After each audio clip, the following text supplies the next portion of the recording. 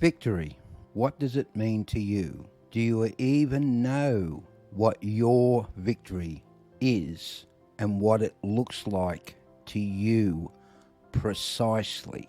Many people walk away from this question because they do not believe that they can have victory. And also, if you ask the question, sometimes you get the answer. And why is that? Most people like to live in a bubble, that warm blanket that wraps around where they're most comfortable. Also, there are many other reasons. Some people don't think they're smart enough.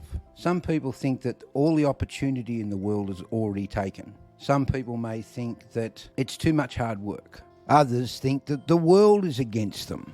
Whatever the case may be, victory is different for each person. I'll give you a couple of examples. To some people, victory might be having a family, watching their kids grow up, to be productive members of society, to go to their wedding, to have their grandkids come to their house.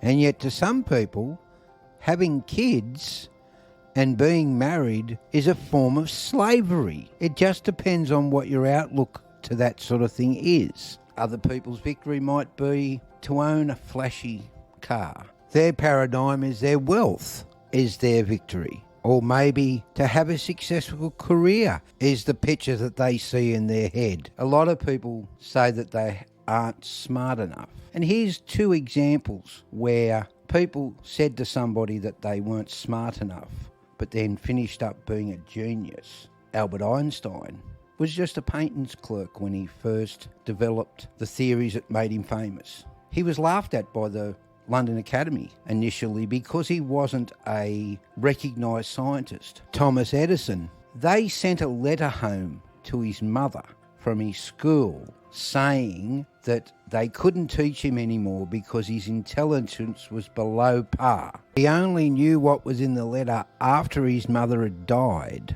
Of course, his mother never told him that. And as we see from history, he was one of the most brilliant inventors of the 20th century. I think if people could sit down and actually see a movie of what different paths, if they'd have taken different paths, what the outcome would have been. There's even a term for it, 20/20 vision. And they're only minute things half of the time. They're not even big decisions. You'd think that they were inconsequential. But they're some of the things that can change your life. Going to a particular place, meeting a particular person, may that person be a lover or a friend, can put you in a totally different place.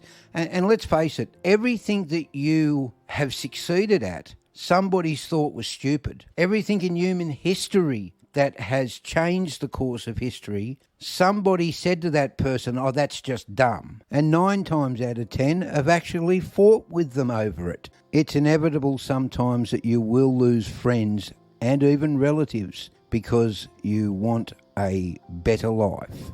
Sometimes it's just the price you have to pay for success. Before you start, you must know what you're willing to pay for the success that you are trying to achieve. Because even successful people sometimes can finish up destroyed. You should aim for a successful life that is multifaceted.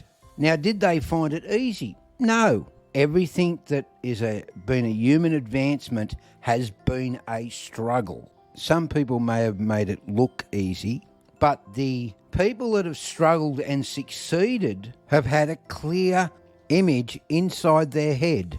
They knew what their victory was, and that image helped them to become successful and be able to say, I knew this would work. Now, I know the truth was that they honestly had no idea if it would or wouldn't, but they were willing to bet on themselves. And you must be willing to bet on yourself. Now, for every one of those people, there's maybe 1,000 that for some reason were stopped along the way. Their vision wasn't clear enough. They got ill.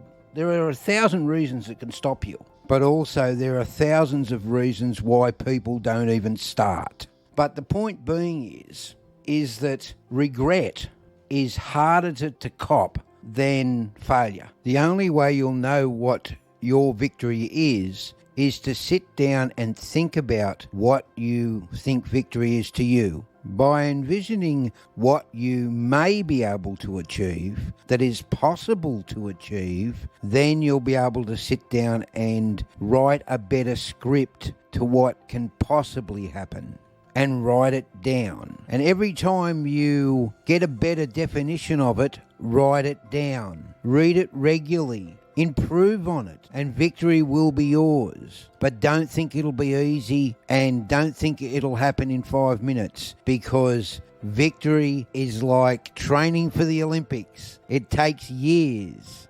Victory is a tough opponent, and it won't just let you win. You have to beat it, and it doesn't always play fair. Victory.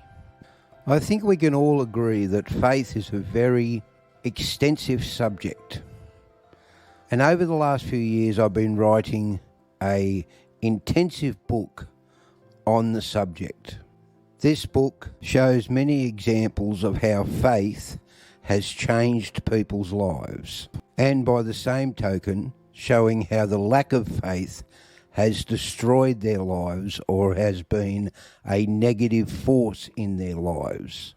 The link is in the description. So if you'd like to learn more about how faith can help you to advance in your life, then click on the description and have a look at my new book, How the Lack of Faith is Holding You Back. This has been Philip Gale, and this is Morning Thought Farm. Bye for now.